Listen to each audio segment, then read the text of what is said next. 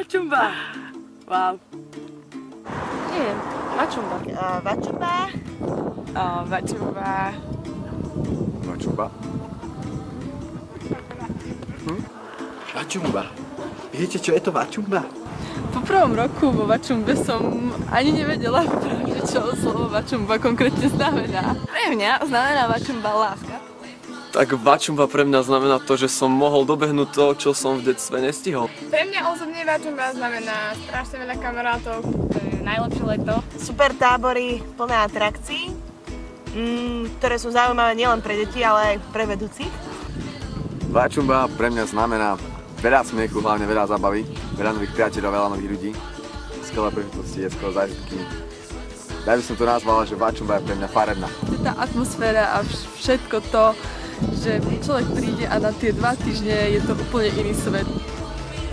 Jediná vec, čo mi vadí, je, že som sa nezúčastňoval týchto táborov ako mladý. Je to pre mňa strašný výbuch emócií a všetkého. Každý rok je to pre mňa zima, snowcamp. Vačumba spája deti aj citlivých ľudí, ktorí sa zaujímajú o to, aby deti a naša budúca generácia nestravila prázdniny len za tak vyžíva v tom, keď sa môže venovať tým deťom celý týždeň a zabávať sa s nimi, komunikovať s novými ľuďmi, spoznávať. Vačumba prináša každému do života niečo skvelé a niečo, čo sa nepozná. A fakt by som nechodil do tých táborov, tak by som podľa mňa úplne premarnila svoje leto. Pre mňa znamená veľmi silné a emotívne zážitky. Super partia vedúcich, s ktorými si je zábava, či už v tábore alebo na iných akciách. Že vačumba mi spestri leto, chodila sem práve preto.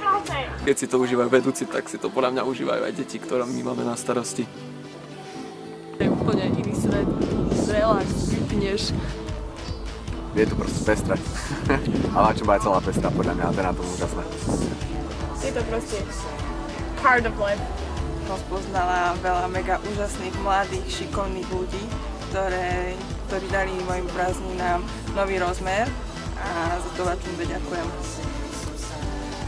Je to pre mňa evolution, samozrejme. Je to pre mňa všetko. Pre mňa je vačumba niečo, čo mi proste za super leto. Ak tam budem so super ľuďmi, tak prečo nie? Vačumba je pre mňa únik z reality. Vačumba je pre mňa leto a vačumba sú pre mňa ľudia, s ktorými chcem byť a tráviť svoj čas. Toto je vačumba!